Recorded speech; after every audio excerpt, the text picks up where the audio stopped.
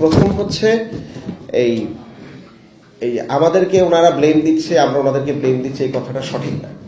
হ্যাঁ, কারণ হচ্ছে যে এই কোনো ধরনের এই আলোচনা যান আপনারা যাবেন, কোনো সঠিক কোনো এটা ব্লেম না, বরঞ্চ তথ্যগুলোর ক্ষেত্রে যদি ট্রান্সপারেন্সি থাকে তাহলে আমরা আইডেন্টিফাই করতে পারবো যে কোন জায়গায় ল্যাকিং আছে। এবং ম্যাক্সিমাম রোগী যারা আসছেন ওনারা হচ্ছে যে কোস্টাল এরিয়ায় জলাবদ্ধতা বেশি, সেই জায়গা থেকে আসছেন। এই জন্য কি আমি কোস্টাল এরিয়া দোষ দিয়ে বসবো কিংবা ওখানকার গভর্নেন্সকে দোষ দিয়ে বসবো? না, ওখানে নদী খাল বন্ধ, ওয়াটার প্রবাহ নাই, বর্জ্য ব্যবস্থাপনার অবস্থা খুব খারাপ। এই প্রতিটা বাড়িতে আমি আপনাদেরকে চ্যালেঞ্জ দিয়ে বললাম যে আপনাদের অফিসে যান, আপনাদের অফিসের পাশের বিল্ডিং এবং আপনার বিল্ডিং এর মাঝখানের যে জায়গা, সেখানে আপনি ময়লা পাবেন, চিপসের বাটি পাবেন, প্যাকেট পাবেন, এবং ওখানে তো মশাটা প্রোডাকশন হচ্ছে। তো মশা যেটা আমার সহকর্মী বললেন, তো সুতরাং মশা তো আমাদের নিজেদের পোডিয়ামের মধ্যে প্রোডাকশন হয়। আমার লোকবল সাফিসিয়েন্ট লোকবল যদি অপটিমাম লেভেলেও থাকতো, আমার অ্যাক্সেসটা আপনার বাসার ভিতরে নাই, আপনার ছাদে নাই, আপনার কার্নিশে নাই, আছে অ্যাক্সেস নাই। তো সুতরাং হু ইউ ব্লেম টু? এটা তো অ্যাপ্রোচই না। রাদার অ্যাপ্রোচ হচ্ছে যে এখন আমার কি করা লাগবে, কারণ এটা জীবনের সাথে সম্পৃক্ত। এটা যদি এন্টারটেইনমেন্টের সাথে সম্পৃক্ত হইতো, ভাই আমি আনন্দ কম পাইছি বেশি পাইছি, আমরা তখন ডিবেটটা করতে পারতাম।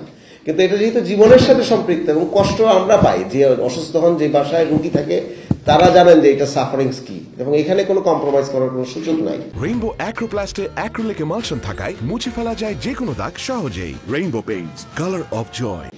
সেক্ষেত্রে আমরা বলছি যে যেসব জায়গাতে আমরা ঢুকতে পারি না, আপনার বাড়ির ছাদে, আপনার দুই বাড়ির মাঝখানে, আপনার ফ্রিজের নিচে যে ময়লা পানিটা জমে থাকে, একদম সিরিয়াস বিষয়।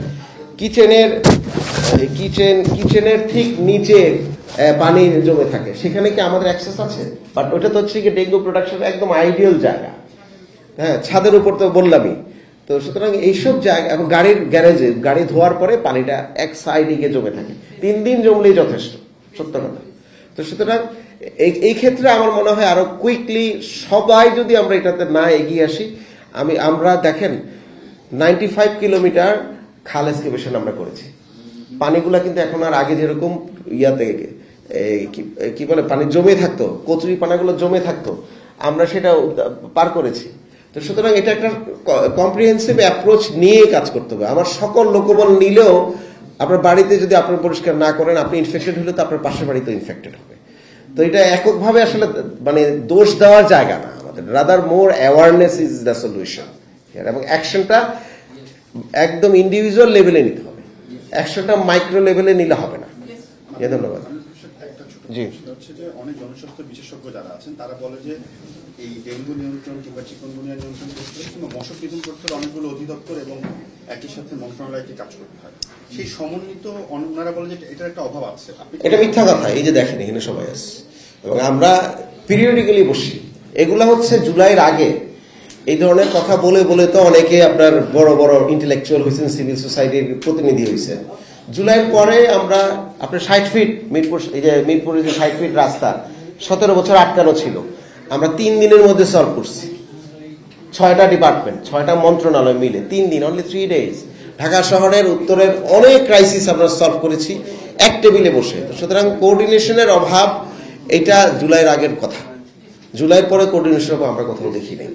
যারা বলেন তার ফিল্ড সম্বন্ধে ধারণা নাই, সরকার কিভাবে চলে সে সম্বন্ধে ধারণা নেই। থ্যাংক ইউ, আপনাদেরকে অনেক ধন্যবাদ।